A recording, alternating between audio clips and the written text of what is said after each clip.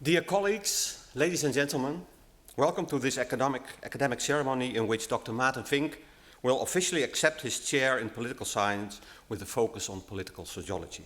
He will do so by presenting his inaugural lecture entitled Elusive Citizenship. It's above my head. My name is Rijn de Wilde. I'm the Dean of the Faculty of Arts and Social Sciences, the faculty in which Maarten is appointed. Much to their regret, the chairman of our executive board and Director Magnificus are unable to chair this academic ceremony today due to other obligations. So you have to do it with me today, and I will act as pro-rector. Maarten obtained his PhD in political science in Leiden 12 years ago and has been in Maastricht since 2004. He's a co-director of the Master Center of Citizenship, Migration and Development. We all know that as Maximite, and the Director of Studies of one of our research masters in European Studies. Maarten is also part-time professor at the Robert Schuman Center for Advanced Studies at the European University Institute in Florence. And he's also a joint committee coordinator in the framework of IMMISCU, Europe's largest network of scholars in the area of migration and integration. And I could go on and on, listing Maarten's extra activities, nevenwerkzaamheden, as we call it in Dutch. I think Maarten's list is one of the longest in the faculty. So now let's not go into all that. Let's move on, I would say, because I think we all are curious to have you lecture, your inaugural lecture, so to say. So Maarten, the floor is yours. Meneer de Rector, ladies and gentlemen, today I would like to talk to you about the elusive nature of citizenship. And the argument which I will develop in my lecture is that citizenship eludes individuals, voters, and policymakers. With elusive, you might have wondered, I mean to say citizenship brings high but often unrealistic expectations. First, from individuals who are citizens or aspire to be one. Second, from voters who influence the direction of public policies and thus the rules about the acquisition and loss of citizenship. And third, from policymakers who use citizenship to respond to societal problems such as immigrant integration or international terrorism. And these high expectations are understandable to some extent because citizenship is in fact the most fundamental political status and implies, to speak with Hannah Arendt, the right to have rights. Yet, we should be careful not to attach too high expectations to citizenship. It is not well equipped to tackle the diversity of challenges related to the organization of the good life within political communities. Citizenship, for example, does not prevent racial discrimination. At the same time, making citizenship conditional upon high integration requirements, such as passing a language test or a civic integration test, or asking very high fees for it, does not guarantee that integration problems will be solved. Making citizenship conditional upon stricter requirements merely makes it a more selective status, and as a result, contemporary citizenship laws are frequently subject to amendments, though often without clear or even realistic expectations about what these policy changes can achieve. In this lecture today, I will discuss how states regulate the acquisition and loss of citizenship, why they do so differently, and what the consequences of doing so are. Now let me illustrate the elusive nature of citizenship with two examples. One of a beauty pageant and another one of a famous actor. Ariana Miyamoto, pictured here, is a Japanese beauty pageant who was born to a Japanese mother and an African-American father. She was crowned Miss Japan 2015, but her victory faced criticism from people who verbally abused her for being hafu. This term is used in Japanese to refer to somebody who is biracial. In other words, somebody who is ethnically only half Japanese. Hence, whereas Miyamoto holds Japanese citizenship and speaks fluent Japanese, some people do not think she is Japanese enough to represent Japan in the Miss Universe elections this year. Second, there is the case of Russell Crowe, the well-known actor from movies such as Beautiful Mind and Gladiator, you might know him. And Crowe was born in New Zealand, and according to his Wikipedia entry, his ancestors were English, German, Irish, Maori, Norwegian, Scottish, Swedish, Welsh, Italian, and possibly an Australian convict. Well, while he's a Kiwi, a citizen of New Zealand, when Crowe was 4 years old, his family moved to Sydney, Australia. He moved back to Auckland, New Zealand when he was 14 and back again to Australia when he was 21 and started his acting career.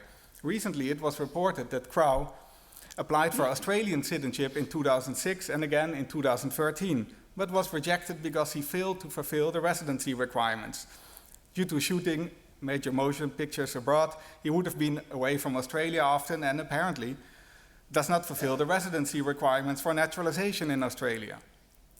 In his own words, I've been voted one of Australia's 50 national treasures. I've even had my face on an Australian stamp, the only non-Australian to do so, apart from the Queen, of course.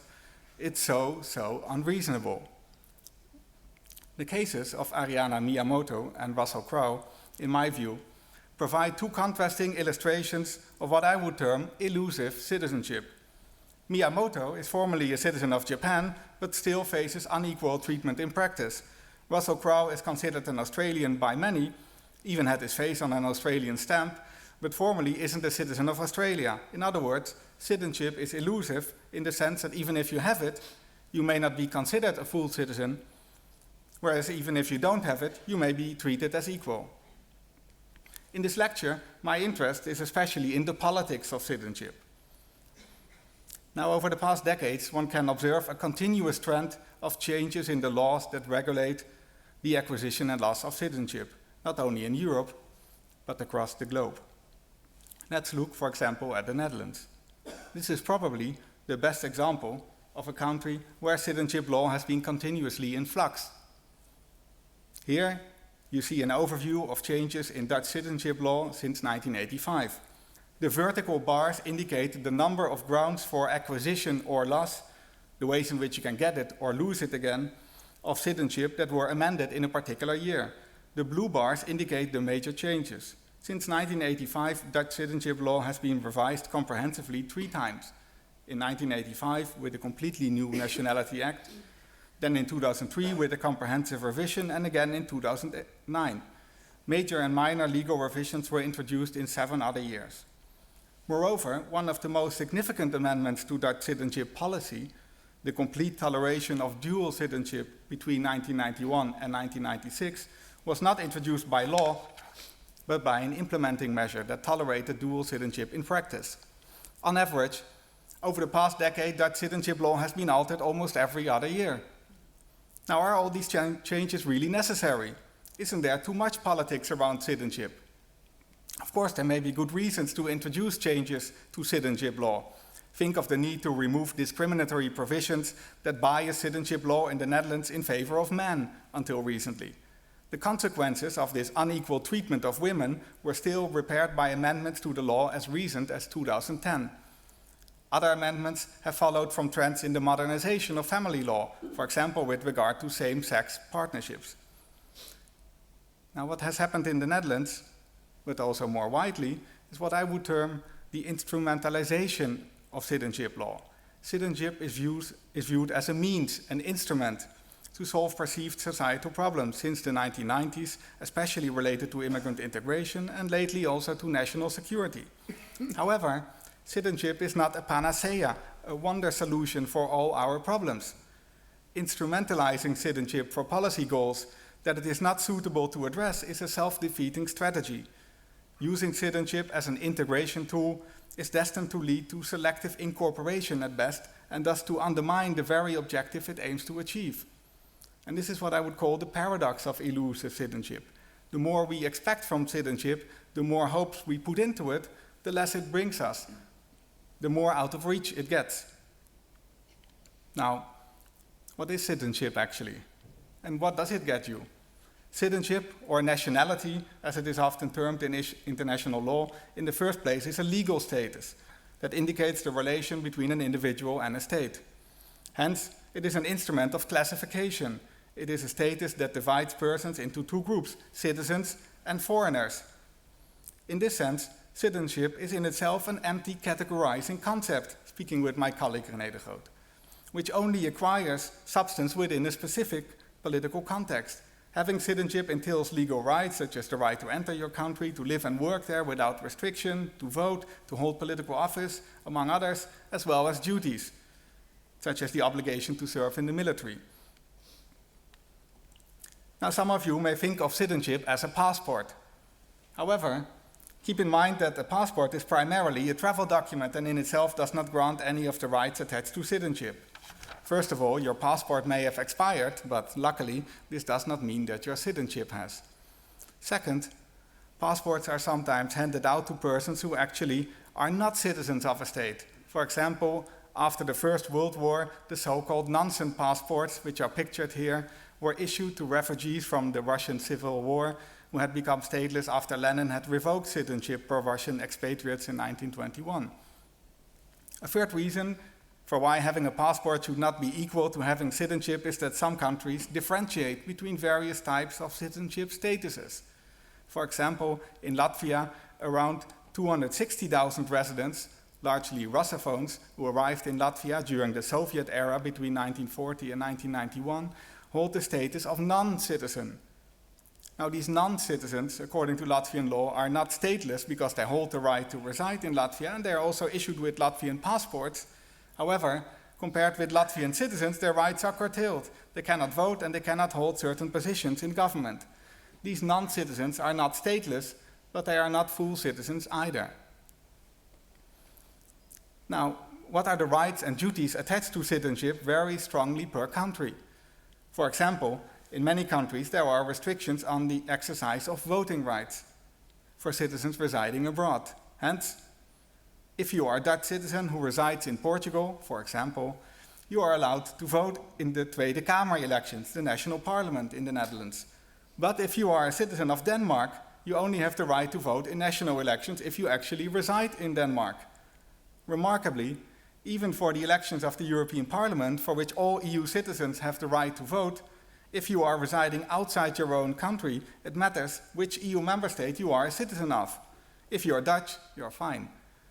But if you reside in Portugal, if you reside in Portugal, you can vote for either Dutch or the Portuguese representatives to the European Parliament. Not for both, of course. But if you are Danish and living in Portugal, your rights are restricted. You can only vote for Portuguese representatives. Whereas European citizens have the same rights, in practice your rights will differ based on which member state you are a citizen of. These are only two examples of how the substance of citizenship, that is, the rights attached to it, differs between jurisdictions. All men are created equal, to quote the US Declaration of Independence, but no citizenship is the same.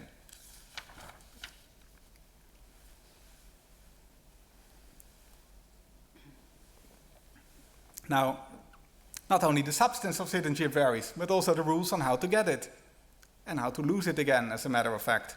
This variation makes citizenship highly elusive. A person who would be considered a citizen in one state, under similar circumstances, may not be a citizen in another state. Now, whereas most persons are a citizen of one state only, many are citizens of multiple states, and more problematic, some are a citizen of none. These two traditionally undesirable phenomena, dual citizenship and statelessness, are largely unavoidable anomalies to the international system. This has to do with the premise of national autonomy in determining the rules that govern the acquisition and loss of citizenship, which makes it difficult or even impossible to coordinate rules between states. And as a result, some persons benefit from over-inclusive rules, or on the other hand, others suffer from under-inclusive rules. Now, as the episode of Russell Crowe illustrates, it's mainly international migration that complicates the regulation of citizenship.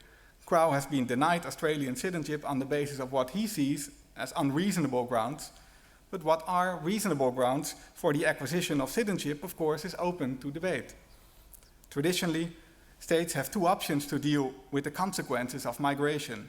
They can privilege territorial inclusion and attribute citizenship at birth via jus soli, the law of the soil, to all persons born at the territory of a state, or they can privilege ethnocultural inclusion and attribute citizenship at birth via jus sanguinis, the law of the blood, to descendants of citizens. these different principles are sometimes seen as representing civic or ethnic approaches to citizenship. However, in a paper from 2013 co-authored with Rainer Baubock, we demonstrate that it would be misleading to conceptualize the variation in citizenship laws along a single civic versus ethnic dimension. In our paper, we analyzed the citizenship laws of 36 European states on the basis of data collected by the Judo Citizenship Observatory. In this graph, which is pictured here, we mapped the results of our statistical analysis of how these 36 countries, on the basis of 12 symbolically important functional components of citizenship laws, differ. While an important territorial dimension characterizes citizenship regimes on the basis of provisions on territorial birthright and ordinary naturalization, see the horizontal axis, we show that legal variation cannot be reduced to that single dimension. For a comprehensive analysis of citizenship regimes, indicators of ethnocultural inclusion, the vertical dimension, such as jus sanguinis and cultural affinity, criteria for naturalization should also be taken into account. Hence, the citizenship regime of Bulgaria, which is here in the upper left quadrant, is characterized by strong ethnocultural yet weak territorial inclusion. Belgium, in the bottom right, is characterized by strong territorial inclusion yet relatively weak ethnocultural inclusion. Now, our analysis also highlights that a limited number of states are characterized by expansive regimes that are inclusive on both dimensions, such as Ireland or Portugal, or by contrast, insular regimes that are exclusive on both dimensions, such as Austria or Denmark. In other words, citizenship laws configure along two dimensions which are driven by different conceptions of inclusiveness, but the two principles are not mutually exclusive. We demonstrate that these different principles of inclusion lead to variation not only in the rules on the acquisition of citizenship, how to get it, but also on those on the loss of citizenship. For example, in the Netherlands, citizenship is relatively accessible for immigrants, but it is also relatively easy to lose your Dutch citizenship. In 2009, for example, 5 Dutch speed skaters planned to acquire Kazakh citizenship in order to participate in the Vancouver Olympics. Because the Netherlands already has so many good speed skaters, as you all know, I'm sure, the competition for Olympic tickets is very strong. Hence, they were invited by the Kazakh Olympic Federation to represent Kazakhstan in Vancouver. And they thought this might be a good idea. However, as the 5 speed skaters discovered, if you voluntarily acquire another citizenship, you automatically lose your Dutch citizenship and the rights attached to it. Even though at least one of them had already become Kazakh national champion at the 5-kilometer distance in 2009, at the last moment they all cancelled their planned naturalization in Kazakhstan after they were warned about the consequences. Hence, the 5K Kazakh champion from 2009, Jorrit Bergsma, became the 10K Olympic champion for the Netherlands in 2014. Now, citizenship is of course not just elusive for actors and speed skaters. More and more, citizenship is seen as a flexible status that provides security and can facilitate life in a globalized world. Consultancy firms such as Henley and Partners advise global clients about how to obtain a second or third passport. And best known are the investor citizenship programs that exist in the Caribbean island nations, for example, of St. Kitts and Nevis, where citizenship can be acquired for as little as $250,000. In the EU, Cyprus and Malta offer fast-track pathways to citizenship to foreign investors, though these require significantly higher investments up to several millions. Now, this flexibility increases the elusiveness of citizenship. It may be more accessible. At some places you can simply buy it, but what does it really mean if citizenship is indeed for sale? As a result of migration, gender equality, and more flexible attitudes to dual citizenship, increasingly more people find themselves in a de facto complex citizenship situation. For example, in the Netherlands, immigrants acquiring Dutch citizenship need to renounce their previous citizenship unless they qualify for one of the exceptions. Yet, there are currently around 1.2 million Dutch citizens residing in the Netherlands with dual citizenship. That's around 7% of the population. And as you see in the slide, this number has doubled since 1998. after the requirement to renounce one's previous citizenship had in fact been reintroduced. This is because children from parents with different citizenships often automatically acquire dual citizenship. Hence, restrictive naturalization rules cannot stop dual citizenship. More flexible entry into citizenship is also reflected in greater flexibility with regard to the loss of citizenship. Increasingly more states face pressures from expatriates, immigrants, who wish to naturalize in the country where they live. This leads to a trend of more tolerant policies. Based on a novel data set of expatriate dual citizenship policies since 1960 in over 200 states, collected with René de Groot and Choon Look within the Maastricht Center for Citizenship, Migration and Development, Maximite, we find that dual citizenship toleration has increased dramatically over the last half century. The graph on this slide shows a strong and nearly linear trend towards the acceptance of expat dual citizenship. The bold line in the middle represents the global trend. While only around a third of all countries that existed in 1960 accepted dual citizenship, this percentage increases steadily to almost 2/3 of countries in 2013. This trend took place in all regions around the world, though more forcefully in the Americas and less strong in Asia and Africa. In Europe, the change from restrictive to tolerant policies precisely follows the global trend, but the Netherlands is an exception to this trend. In a recent paper co-authored with de Groot and Loek together with Arjen Schakel and David Reigel, we use these data to analyze why traditionally restrictive dual citizenship policies survive in some countries, but not in others. We find, first of all, that states that existed since 1960 have a greater than 50% chance to move from restrictive to tolerant dual citizenship policies. Second, we find that the propensity to move to a tolerant regime does not depend on the size of the country, economic strength, or experience of political violence. Third, we observe that what matters most is the dual citizenship policy of neighboring countries. If no neighboring country accepts expatriate dual citizenship, then restrictive policies have a 65% chance to survive after 50 years. However, if all neighboring countries accept dual citizenship, the chance for restrictive policies to survive goes down to 20%. We call this a diffusion effect, comparable to similar studies in the democratization literature, for example, where tolerant policies in states put pressures on those policies in neighboring states. Dual citizenship is diffused from one country to the other, and we distinguish two underlying mechanisms for that. First, while fears of dual citizenship continue to exist, they weaken as more countries tolerate expatriates' dual citizenship. This is a learning mechanism. Countries learn that there is not so much to fear from dual citizenship. Second, immigrant communities are also aware of the experiences of other groups in migration destination countries, and they put pressure on the governments of their origin countries. This is an emulation mechanism. The international norm of dual citizenship is copied from one state to the other. Fourth, when we look more closely at these processes, we expect that policy diffusion resonates especially within democratic regimes. After all, for electoral reasons, in democracies, governments are more sensitive to the demands of expatriate communities and international norms. For non-democracies, we find that there is no significant effect of policies of neighboring countries. Rather, in those countries, it is the size of received remittances that matters. In other words, for autocratic states, it's money that matters. For democracies, however, the diffusion effect is significant and strong. Here, norms matter more than money. As a result, legislative attempts to countenance dual citizenship, as in the Netherlands, seem increasingly arbitrary and arguably futile.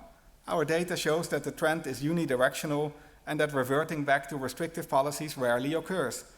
The pressure from expat communities was evident in the successful lobby of the Dutch immigrant community against the proposal of the previous government to restrict dual citizenship for immigrants in the Netherlands. Increasing expatriate dual citizenship toleration is largely a self-sustaining phenomenon.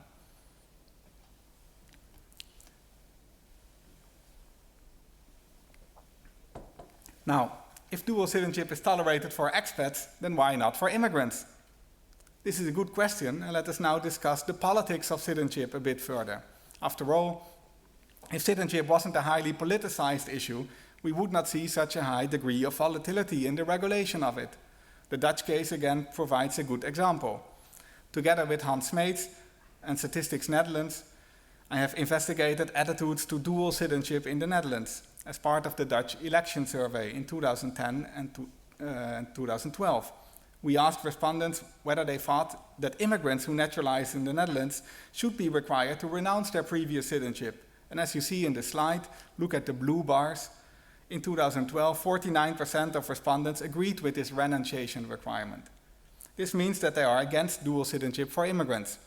31% disagreed and 20% neither agreed nor disagreed. And these percentages are largely comparable in 2010. When looking at political preferences of voters, unsurprisingly, we find that most respondents, almost 80%, but not all, who indicated that they voted for the PVV, the Freedom Party, hold a negative view on immigrant dual citizenship. Among center-right voters, a bit over 50% of voters is against immigrant dual citizenship. And in further analysis, we demonstrate that a negative attitude to dual citizenship is linked to perceiving immigration as a cultural threat, to negative views on the admission of asylum seekers, and to the need for immigrants to assimilate culturally. Hence, skepticism about dual citizenship is connected to fears about migration and its consequences. Now pay attention to this. In 2012, we also asked respondents for their views on emigrant dual citizenship. Should Dutch citizens, such as the speed skaters I just discussed, who acquire another citizenship, be allowed to maintain their Dutch citizenship? As you see in the slide, now look at the red bars, we find that the negative attitudes towards dual citizenship for immigrants are not mirrored when asked for dual citizenship among immigrants. 45% of the respondents agrees that Dutch citizens naturalizing abroad should be allowed to retain their Dutch citizenship, whereas only 30% disagrees with that statement. The largest discrepancy can be found among Christian Democratic voters, whereas a majority of these voters is against immigrant dual citizenship, a majority is in favor of emigrant dual citizenship.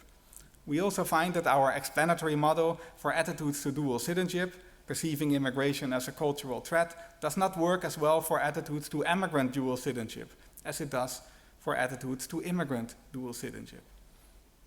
In other words, citizenship, especially dual citizenship, also seems to elude voters. These ambiguous views are problematic both legally and normatively. Legally, if one were to require naturalizing immigrants to renounce their previous citizenship upon naturalization, but allow Dutch citizens to acquire another, naturalized immigrants would simply reacquire their previous citizenship without penalty. Hence, legally, a mixed approach makes little sense. Normatively, there is no convincing justification for requiring immigrants to renounce their citizenship, but allowing Dutch citizens abroad to naturalize without penalty. Hence, there's much to say for maintaining the current situation where the exceptions to the renunciation requirement for naturalizing immigrants in the Netherlands are mirrored in the exceptions on the loss provisions applying to Dutch citizens naturalizing abroad, or in line with the broader European and global trend to accept dual citizenship altogether. But the data show why this is politically difficult in the Netherlands. Voters remain skeptical about dual citizenship, even if we cannot avoid it. Now that we have discussed the politics of citizenship, do citizenship policies actually matter? And if so, for whom? And how do they matter? Let's look at the available statistics about citizenship acquisition in the European Union. First, around 800,000 persons per year acquire the citizenship of an EU member state. These are mostly people who did not get the citizenship of that country when they were born, but acquired this later in life. Second, while a bit under 1 million of naturalizations per year may seem a lot to you, remember that there are around 500 million people currently living in one of the EU's 28 member states. Of these, there are around 20 million foreign residents, that's about 4%. And in this slide, you see that the average naturalization rate in the EU in 2012, which is calculated as the percentage of foreign residents that acquires the citizenship of a state, is a bit over 2%. That's actually not so much.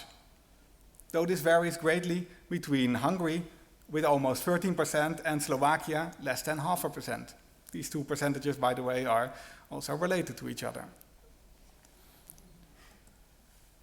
Third, looking only at a single year, obscures the trends in these acquisition rates, which vary greatly over time. In the Netherlands, around 4% of all resident foreigners acquired Dutch citizenship in 2012. That's higher than the EU average. That's around 30,000 people per year. Now, this may seem like a high number to you, but keep in mind that in 1996 there were still 80,000 foreigners who acquired Dutch citizenship, and since then this number has steadily decreased. The graph visualizes this trend. Now, for anyone with a bit of knowledge about Dutch citizenship law, it will be self-evident that this trend relates closely to changing requirements for naturalization. First, the strong increase in the number of naturalizations in the 1990s, in the middle of the graph, can be directly related to the abolishment of the requirement to renounce one's previous citizenship, temporarily between 91 and 96. Second, the low number of naturalizations since 2003 can be directly related to the introduction of the naturalization exam in 2003 and, in fact, the increased fees over the past decade. However, deriving effects of policies on naturalization rates is not so straightforward. You cannot just read it from a graph like this. Aggregate statistics on citizenship as provided by Eurostat or the national statistical offices provide a useful overview of the main trends, but they are not easily comparable between countries. Naturalization rates, after all, vary not only because of citizenship policies, but also because of factors related to the country of origin and the individual life situation of the immigrants who live in a country. For example, as you see in the slide above me, immigrants from more developed countries, from countries with a higher Human Development Index, or HDI, which is pictured on the horizontal axis, have a much lower probability to naturalize than those from least developed countries. This graph is based on an analysis of data from 15 European countries in a paper I did with Diana Prokic and Jaap Dronkers. Whereas most immigrants from the least developed countries tend to naturalize, as you see in the upper left corner of the graph, only 20% of those from the most developed countries naturalize. And from other research, we know that also the political stability and the dual citizenship regulations of an origin country matter. In other words, when analyzing immigrant naturalization rates, it is important to have information on the demographic composition of the immigrant population of a country. In the 2013 paper with Prokic and Dronkers, we control statistically for these differences in the demographic composition of migrant populations and for the relative accessibility of citizenship. For that, we used an indicator produced by the Migrant Integration Policy Index, or MIPEX. The 2015 version of MIPEX is just being launched this month. We found that indeed citizenship policies do matter. However, they matter most for the migrants who are most in need of it, namely those from the least developed countries. On average, whereas only 20% of immigrants in the most restrictive countries naturalize if they have lived there between 6 to 10 years, almost 60% of immigrants naturalize in those countries with the most accessible laws. That's quite a big difference. For immigrants from highly developed countries, however, policies do not matter. Their naturalization rates are much lower anyway, and citizenship acquisition is mostly a function of the length of residence in the destination country. Now, of course, as we already saw in the Netherlands, countries do not have stable, accessible, or restrictive policies.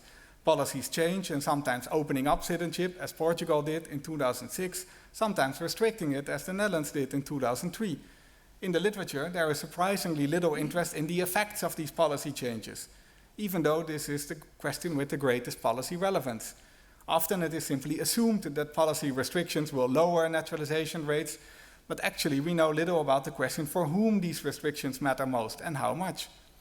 In research I currently do with Floris Peters and Hans Smeets, supported by Maximite, we analyzed population register data from Statistics Netherlands over the period since 1998. In this analysis, we look at foreign-born residents in the Netherlands and include statistical controls for origin country and individual characteristics of immigrants. We find that the restriction of Dutch citizenship law in April 2003 had a significantly negative impact on immigrant naturalization rates, as we expected.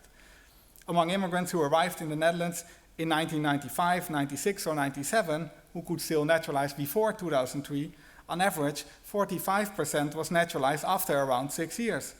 Yet among cohorts from 2000, 2001, and 2002, who could only naturalize after 2003, only 30%, so that's 45 versus 30%, was naturalized after a similar period. Even after 10 years of residence in the Netherlands, there is still a significant difference in naturalization rates of 55% versus 40%. These differences are even greater if you look at those groups who are most in need of citizenship, again, such as immigrants from less developed countries.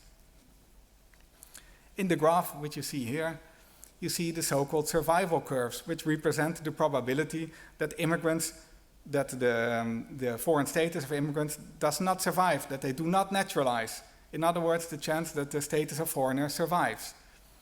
We compare immigrants from cohorts that could still naturalize under the pre-2003 legislation on the left, and those who could do so only under the stricter 2003 law on the right. As you see, the blue line is for immigrants from highly developed countries, is virtually the same between cohorts that fall under the pre- and the post-2003 legislation. However, for immigrants from less developed countries, the red lines, the difference is significant. The red line on the left decreases much more steeply than the red line on the right. This means that immigrants from cohorts that fall under the stricter 2003 legislation naturalize later and less often. In other words, we see that policy does matter, especially for those immigrants who are most interested in naturalizing. And it is not just that under the 2003 law, these immigrants postpone naturalization, they seem to be put off altogether. And if you argue that this was precisely what was intended by the legislator, I would disagree. In fact, the 2003 changes in the Netherlands, including the naturalization exam, were motivated by a political agenda of failed integration policies. Hence, the changes were aimed at improving immigrant integration. Yet the result of these changes, as the analysis shows, was only a more selective access to citizenship. The Dutch case shows how the instrumentalization of citizenship policies makes citizenship not less, but more elusive for large groups of immigrants. Now, one last issue I'd like to discuss with you is whether it matters how fast immigrants naturalize. This question is relevant in light of the proposal by the current government in the Netherlands to increase the residence requirement for ordinary naturalization from 5 to 7 years. The assumption is that immigrants who naturalize later will be better integrated at the moment of naturalization. They have been living longer in the Netherlands. Hence, naturalizing later is better. But is that really so? Bevelander and de Voorwich have recently argued that a fast track to citizenship can maximize the potential for settlement success, although too short a waiting period before naturalization can diminish its potential. Their reasoning is that citizenship acquisition by immigrants can have a premium on the labor market. There is a lot of research on that. Does naturalization pay off in better employability of immigrants, a higher income? Because it sends a positive signal to employers about the long-term settlement of immigrants in the country. After a very short period, for example 2 or 3 years, they argue that the accumulated country-specific human capital, such as education, knowledge of the labor market, or language, is still minimal. Hence, with a very short residence requirement, the citizenship ascension rates, the naturalization rates, are high, as you see in the green line, and many immigrants may naturalize, but the labor market payoff of doing so will be minimal, as you see in the red line. This is an economic model, of course. However, if the waiting period for citizenship becomes too long, on the other hand, the citizenship premium inevitably declines. Naturalized immigrants have fewer years to profit from a positive signal vis-à-vis employers if they naturalize after a very long waiting time. Hence, there will be less incentives for immigrants to accumulate the necessary human capital while waiting for citizenship. Naturalizing after 10 or 15 or 20 years simply doesn't pay off as much as it does if you naturalize earlier, after 5 years. Now, with Prokic and Dronkers, I did some preliminary analysis on the question of whether the speed of naturalization matters. We used data from the European Labour Force Survey from 2008 and analyzed the relation between the speed of naturalization and the probability of having paid employment among immigrants. We control for individual and country of origin characteristics. While the picture is mixed of our analysis, we find that in Belgium, the Netherlands, and Germany, there is indeed a negative correlation between years of residence until naturalization, the speed of naturalization on the one hand, and the probability of having paid employment on the other hand. This suggests that immigrants who naturalize later perform less well on the labor market. Hence, we do not find support for the argument that it is better for immigrants to naturalize after a longer residence period, at least not in the Netherlands. If anything, the data suggests the opposite. The faster an immigrant naturalizes, the higher the citizenship premium on the labor market. Now, from this perspective, there are good reasons to caution against the government proposal that is currently under discussion in the Netherlands. As Bevelander and de Voorweg argue, a longer pathway essentially leads to lower naturalization rates, and it reduces the possibility for immigrants to make use of the positive potential of citizenship. However, we should be careful when interpreting these preliminary findings. First, in 3 other countries, we found no relation, and in one country, the UK, we found the opposite relation. Hence, as is often the case in this type of research, results vary by country. This may be explained, for example, by the structure of the labor market between the UK and continental Europe, or by variation in citizenship policies.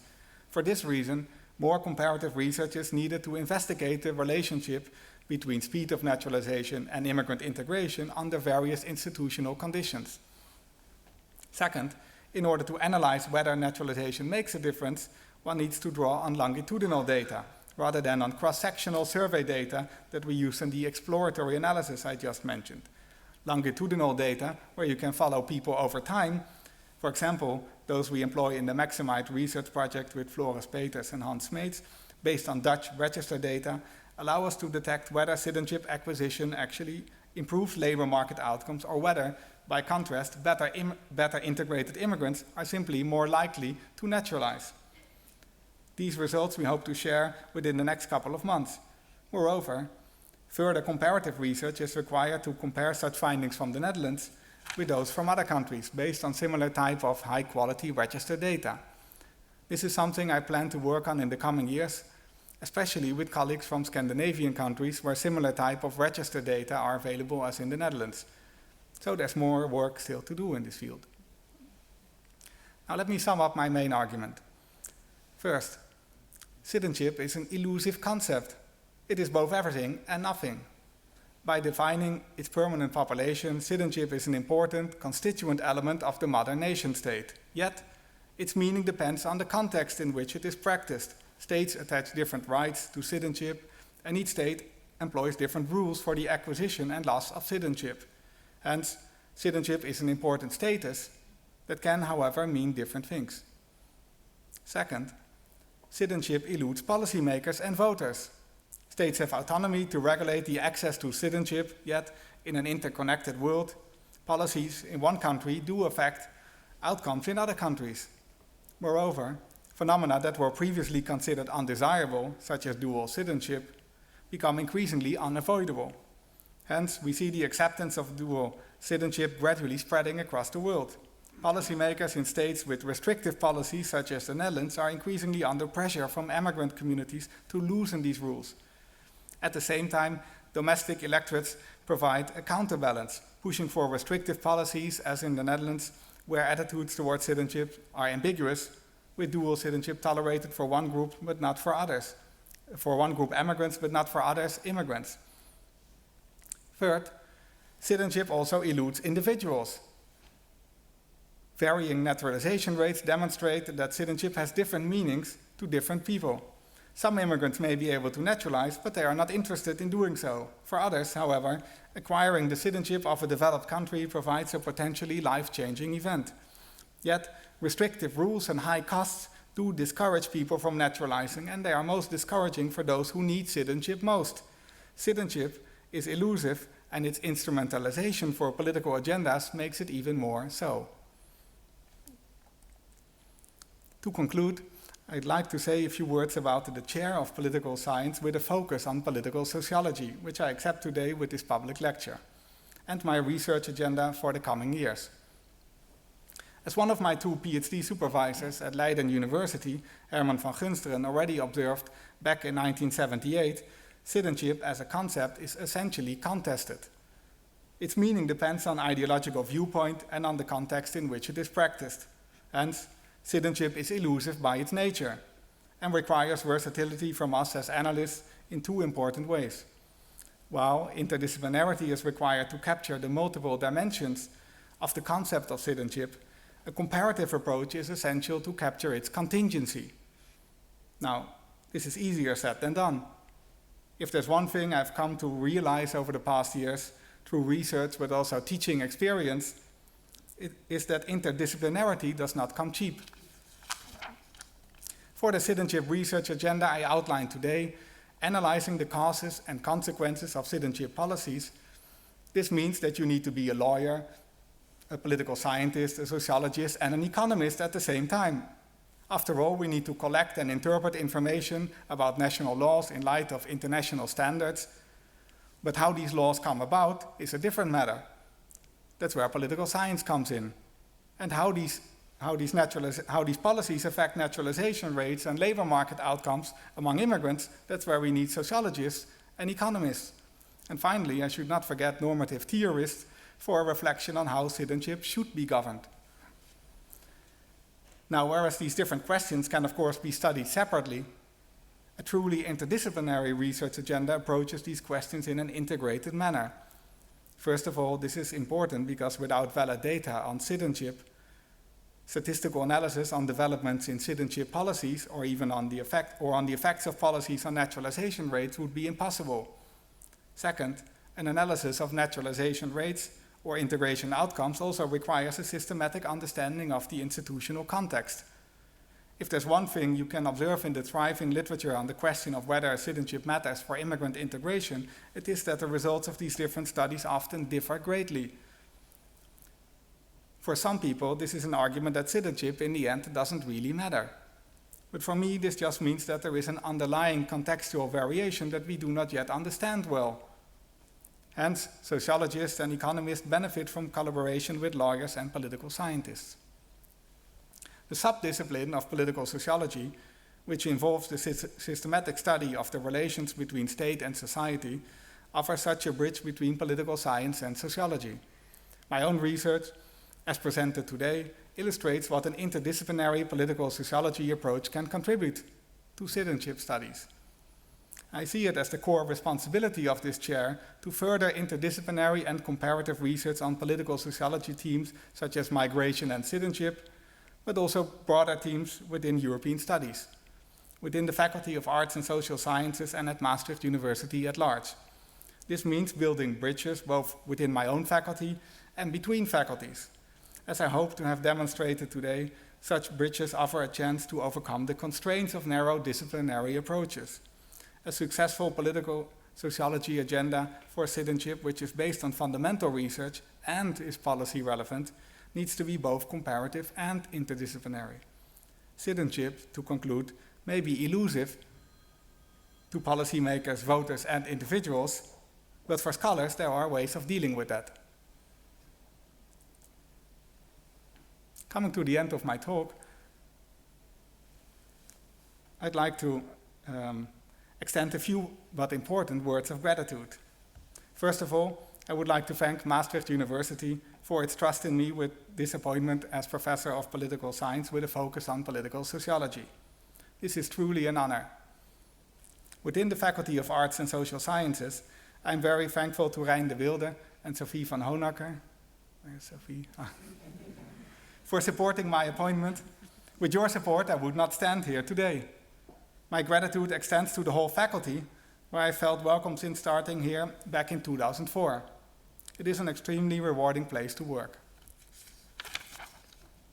At Maastricht University at large, I would like to thank my colleagues René de Groot, Valentina Mazzucato, Hildegard Snijder, and Melissa Siegel of the Executive Board of the Maastricht Center for Citizenship, Migration and Development, Maximite, as well as Kostika Dumbrova, for their cooperative spirit in setting up and expanding this joint initiative. I have spoken before about the importance of cooperation across academic disciplines, and I believe that our efforts to pool resources from various faculties with the support of the UM's Executive Board have been extremely productive so far. I look forward to working with you within the new ITEM project, establishing the Institute on Transnational and Regional Cross-Border Cooperation. I'd like to devote a special thank you to René de Groot, Professor of Comparative Law and Private International Law at this university, who has been extremely supportive of my work ever since I visited Maastricht from Leiden during my PhD research in the early 2000s to discuss the Micheletti case. I will not talk about that today. And other developments in the area of nationality law, while, I might say, enjoying an excellent lunch, if I remember well, which struck me as a visitor from the Calvinist western part of our country. Meanwhile, we have co-authored several works together, and it is simply a delight to work together. Thanks also to Olivier Vink for joining some of these co-productions. Two other UM colleagues I'd like to mention. First, Jaap Dronkers, Professor of International Comparative Research on Educational Performance and Social Inequality. Jaap, unfortunately, could not be here today. He is traveling, but his infectious enthusiasm for sociological research has contributed much to the research agenda I presented here today. Then Hans Smeets, Professor of Social Statistics at my faculty and also at Statistics Netherlands, with whom I have collaborated on some of the projects discussed earlier, and I look forward to continuing working on many new big data initiatives. Beyond Maastricht, I'd like to acknowledge my great appreciation for the presence today of Professor Joe Shaw of Edinburgh University and Professor Rainer Baubock of the European University Institute. Joe and Rainer, it is a true privilege to co-direct the European Union Democracy Observatory on Citizenship with you, and I'm delighted both of you could make it here today. UDO Citizenship by now has firmly established itself as the go-to place for information about developments relating to citizenship. Our observatory keeps on expanding, it has to be said, thematically and geographically, and is a prime example of how much can be established with relatively limited but significant support from European and national funding agencies. Much of the work depends on our large network of country experts in over 70 countries in Europe and since recently also the Americas. Thanks also to the Robert Schuman Center for Advanced Studies at the EY in Florence for facilitating my work as co-director through a part-time professorship. Finally, aside from academia, thanks to all the friends and family for joining me here today. It's a special day and I'm happy you're all here to listen and in a moment to celebrate. I'm grateful to my parents for their love and support. Dankjewel. And last but not least, to Patricia for showing me that something as elusive as love can still be very tangible. Ik heb gezegd.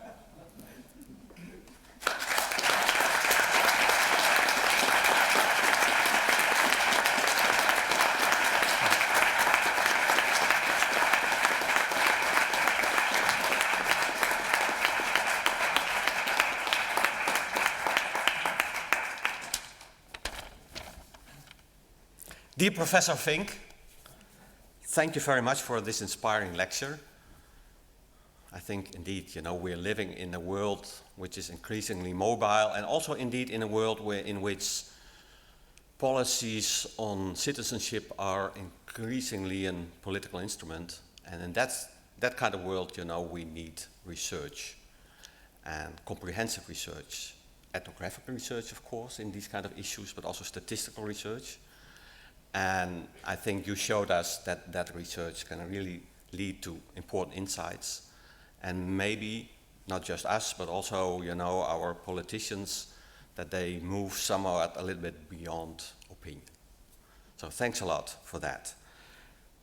And with this, I close this academic ceremony and invite you all to congratulate the new professor in the rafter. And if you don't know where that is, just follow the red ropes. Thank you.